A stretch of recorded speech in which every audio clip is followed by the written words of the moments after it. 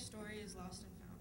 So growing up, my family was kind of lost. My father was an alcoholic and my brother was in and out of jail. So when I got a call that my father was in the hospital, I was like, oh yeah, no big deal. He probably drank too much. He'll be home tomorrow.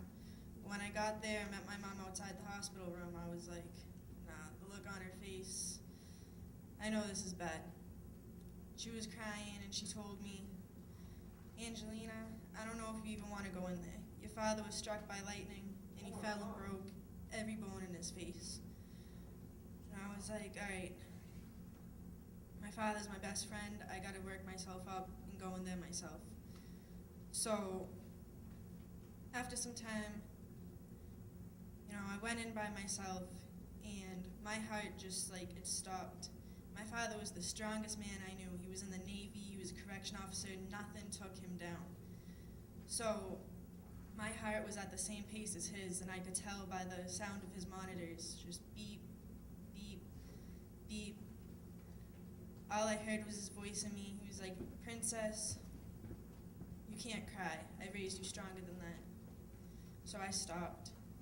I wiped my tears away as my brothers walked in. And I was like, guys, he's in a coma. There's no way he's waking up. We got to tell him that it's time to say goodbye. Now my brothers never cried and they're breaking down, and it's one of the second hardest things I ever had to see. So I'm still trying to hold it together. But as my mom walks in, I felt my warm tears just pour down my face, and I just couldn't hold it in anymore. And I was like, Mom, it's selfish for us to keep him here anymore. We got to turn off his ventilators and we got to say goodbye. She was like, I know.